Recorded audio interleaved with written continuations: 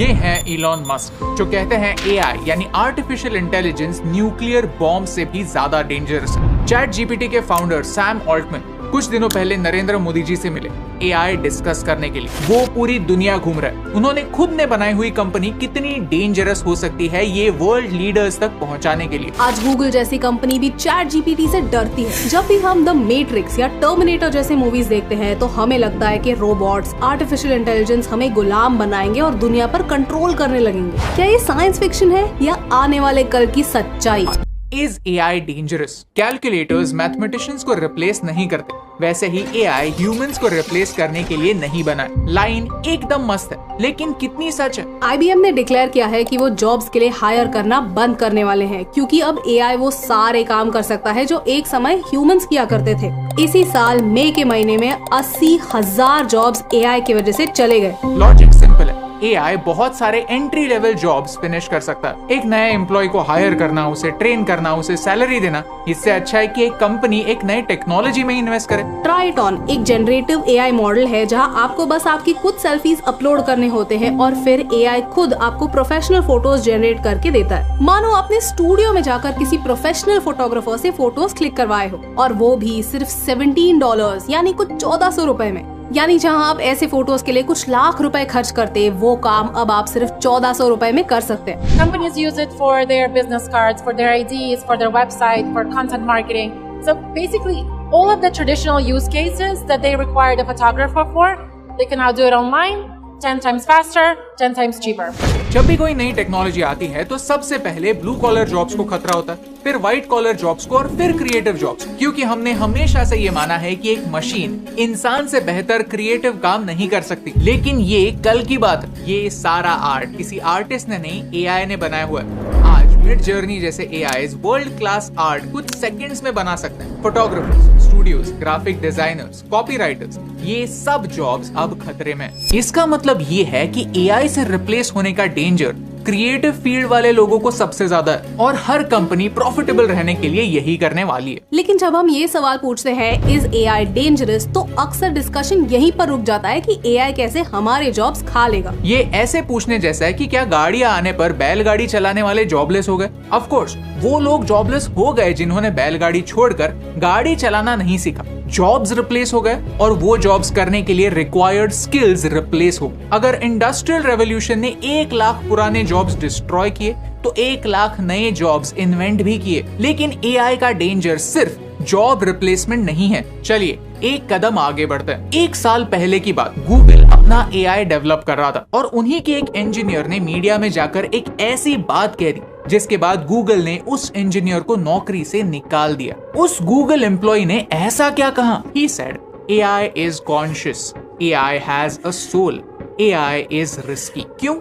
Trolley problem की वजह से। क्या है trolley problem? Self driving cars आज एक रियलिटी है। आपने ऐसे वीडियोस ऑनलाइन देखे होंगे जहां टेस्ला जैसी स्मार्ट गाड़ी अपने आप हाईवे पर 100 की स्पीड से जा रही है और ड्राइवर को रोड पे ध्यान देने की जरूरत भी नहीं है। जो डिसीजन ड्राइवर लिया करता था वो डिसीजन आज एआई लेता। लेकिन सपोज गाड़ी चल रही है और रास्ते के कॉर्नर से फटाक से 2 बच्चे अपने बॉल का पीछा करते करते रास्ते पर आते हैं, और इन 2 बच्चों को बचाने का एक ही रास्ता है कि गाड़ी को जोर से टर्न करो और रास्ते के उस पार ले जाओ। और दूसरी साइड से एक ट्रक आ रहा है। इस ट्रक के साथ टक्कर होने के बाद गाड़ी में बैठा हुआ इंसान बच नहीं पाएगा। ऐसे सिचुएशन में एआई को क्या करना चाहिए? इसे 1967 में फिलिपा फुट नाम की एक फिलोसोफर ने ट्रॉली प्रॉब्लम ये नाम दिया। लेकिन अब आप सोचेंगे कि यहाँ पर एआई और ह्यूमन ड्राइवर में क्या डिफरेंस है? The difference is responsibility. अगर गाड़ी ड्राइवर चला रहा होता तो वो जो भी करता उसके लिए वो जिम्मेदार खुद होता। लेकिन एआई को क्या करना चाहिए? मोस्ट इम्पोर्टेंटली ये डिसाइड कौन करेगा कि एआई को क्या करना चाहिए? एआई को बनाने वाला इंजीनियर, एआई को ओन करने वाली कंपनी, एआई जहाँ ऑपरेट कर रहा है वो सरकार, या फिर वो इंसान जिसने अपने पैसे देकर ये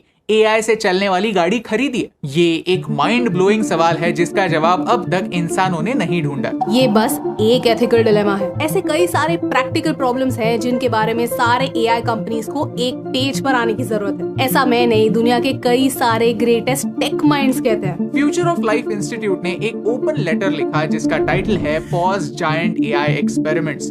चैट जीपीटी जिन्होंने बनाया वो खुद सैम ऑल्टमैन भी मानते हैं कि हमें रेगुलेशंस आने तक पावरफुल एआई बनाना पॉज करना चाहिए। यहाँ कीवर्ड है सारे कंपनीज को, क्योंकि आज गूगल और ओपन एआई को छोड़कर कई सारे अलग अलग कंपनीज हैं जो एआई को अलग अलग यूजेस के लिए डेवलप कर रहे हैं, और सब कंपनीज के इंटेंशंस अलग अलग होते हैं। ये है एक ज़ीनोबॉट, जो 1 मिलीमीटर से भी छोटे साइज का रोबोट है। इसकी खासियत ये है कि ये दुनिया का सबसे पहला लिविंग रोबोट है। ये रोबोट्स खुद से रिप्रोड्यूस कर सकते हैं। ये एक पैकमैन जैसे दिखने वाला ज़ीनोबॉट अपने इर्द गिर्द स्टेम सेल्स ढूंढता है और उन्हें कलेक्ट करके अपने मुंह में रखता है। फिर कुछ दिनों बाद नए ज़ीनोबॉट्स जन्म लेते हैं। ये डेवलप मेडिकल पर्पस के लिए हो रहा है। एआई की मदद से ये ज़ीनोबॉट्स आपकी बॉडी में जहाँ प्रॉब्लम है वहाँ तक मेडिसिन डिलीवर कर सकते हैं। सिमिलरली इन्हें समंदर में छोड़ा जा सकता है ताकि वो ऐसे माइक्रोप्लास्टिक्स कलेक्ट करके इकट्ठा कर सके और हमारे समंदर को क्लीन कर सके। लेकिन ऐसी टेक्नोलॉजी एडवांस वेपन्स डेवलप करने के लिए भी यूज हो सकती है। कोविड के समय हमने देखा कि एक वायरस दुनिया को पॉज कर सकता है,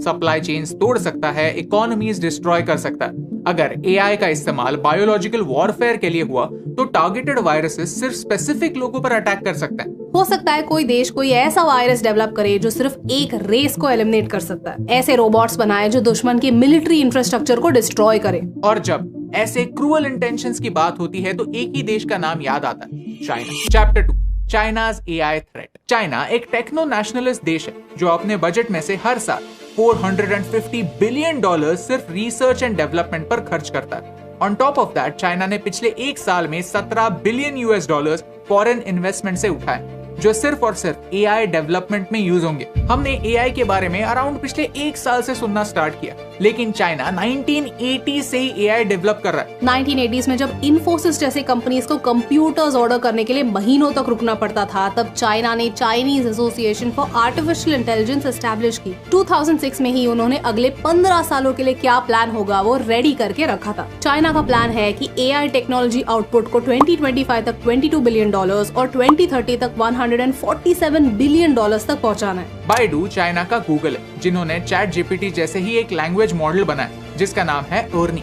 चाइना में इन टोटल 1189 फर्म्स है जो एक्टिवली एआई पर काम कर रहे हैं। China high risk high reward में विश्वास रखता है। नेट ड्रैगन नाम की एक कंपनी है जिसने एक एआई को ही अपना सीईओ बना दिया है, यानी कंपनी के सारे डिसीजंस फाइनली उस एआई के थ्रू होकर गुजरते हैं। इसका एक और फायदा है क्योंकि एआई पर कोई केस नहीं कर सकता, यानी अगर कल जाकर ये कंपनी डूब गई तो इन्वेस्टर्स एआई पर केस तो नहीं ठोक सकते। फ्यूचर में यही मॉडल कई कंपनीज अप्लाई कर सकते हैं जहां सारे बोर्ड ऑफ डायरेक्टर्स एआई हो, ताकि कंपनी हाई रिस्क डिसीजंस ले पाए और फोकस प्रॉफिट बढ़ाने पर करे। अगर कंपनी नहीं चली तो नो प्रॉब्लम, ब्लेम एआई पर डाल देंगे। चाइना में 800 मिलियन स्मार्टफोन यूजर्स हैं।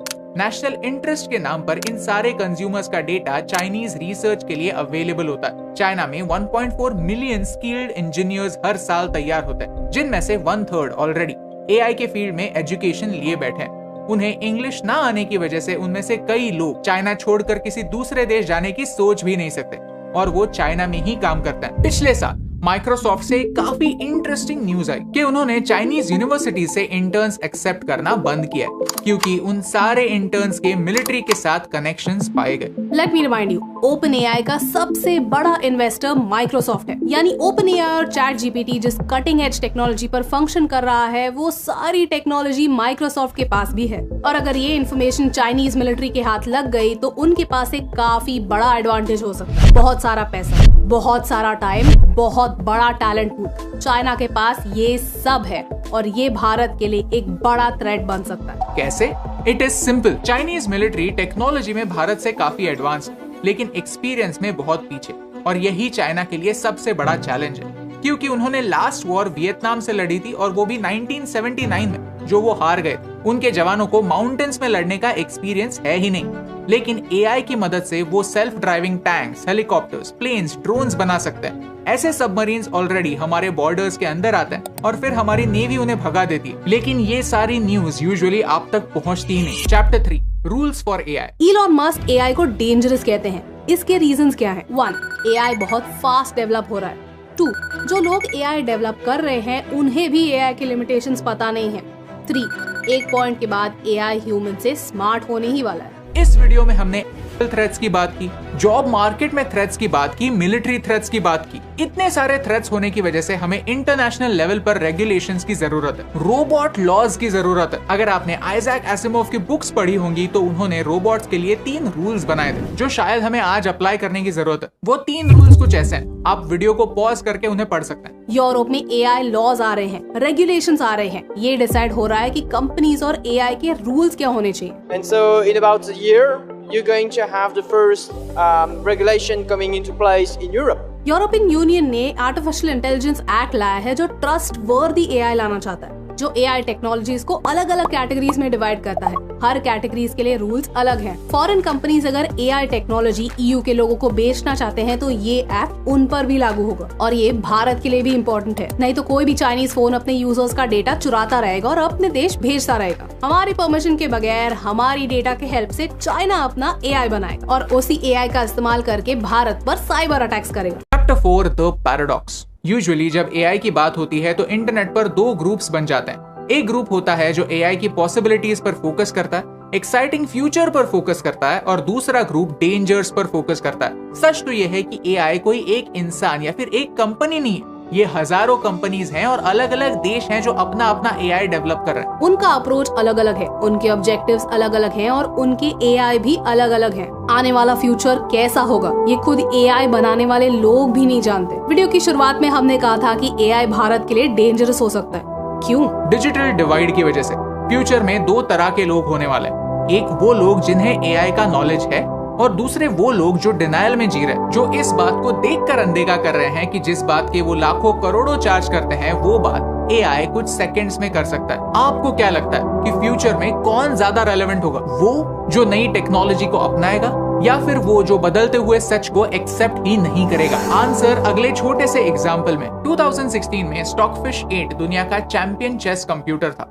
2017 में गूगल के AlphaZero ने उसे हरा दिया। स्टॉकफिश 8 स्पेशल है क्योंकि उसके पास आज तक के सारे चेस गेम्स का डेटाबेस, सारे चेस मूव्स रेडी है। 1 सेकंड में वो 70 मिलियन पोजीशंस कैलकुलेट कर सकता है, और AlphaZero बस 80,000। लेकिन AlphaZero ने मशीन लर्निंग का इस्तेमाल किया। आसान भाषा में कहें तो वो खुद के साथ गेम्स खेलता गया और खुद के ही मूव से सीखता गया। AlphaZero ने स्टॉकफिश 8 के साथ टोटल 100 गेम्स खेले, जिनमें से AlphaZero 28 टाइम्स जीता और 72 टाइम्स गेम ड्रॉ हुआ, लेकिन AlphaZero कभी हारा नहीं।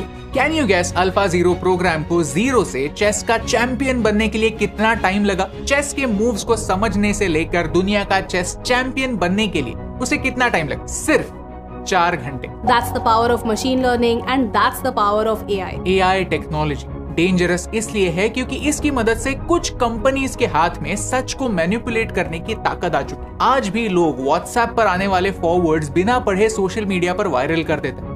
सोचिए, अगर एआई का इस्तेमाल करके हमारे पीएम के वीडियोस को मैनिपुलेट करके कल गलत मैसेजेस फॉरवर्ड होने लगे तो एआई जनरेटेड इमेजेस इतने रियल लगते हैं कि लोग वेरीफाई कैसे करेंगे? हमने एआई के हाथ वो पावर दे दी है जो पूरे ह्यूमैनिटी को डिस्ट्रॉय कर सकती है, और वो पावर है द पावर ऑफ ट्रूथ। अगर आपने ChatGPT यूज किया होगा तो शायद आपको पता होगा कि अक्सर उसके आंसर्स एक्यूरेट नहीं होते, लेकिन एआई को लगता है कि वो सही है। आज जैसे लोग व्हाट्सएप फॉरवर्ड्स पर या फिर इंटरनेट पर पढ़ी किसी भी न्यूज पर बिना सोचे समझे यकीन कर लेते हैं, वैसे अगर एआई पर यकीन करने लगे तो, and that's the real danger. AI के डेंजर से बचने के लिए हमें एज अ कंट्री अपना खुद का एआई डेवलप करना होगा, ताकि हम एआई थ्रेट्स आइडेंटिफाई कर सके, फैक्ट चेक कर सके और फ्यूचर में आने वाले एआई अटैक से लड़ सके। ये सुनने में एक पैराडॉक्स या फिर विरोधाभास है, लेकिन ये है आज की सच्चाई। अगर आपको इस वीडियो से वैल्यू मिली, कुछ नया सीखने मिला, तो हमें फॉलो या सब्सक्राइब करना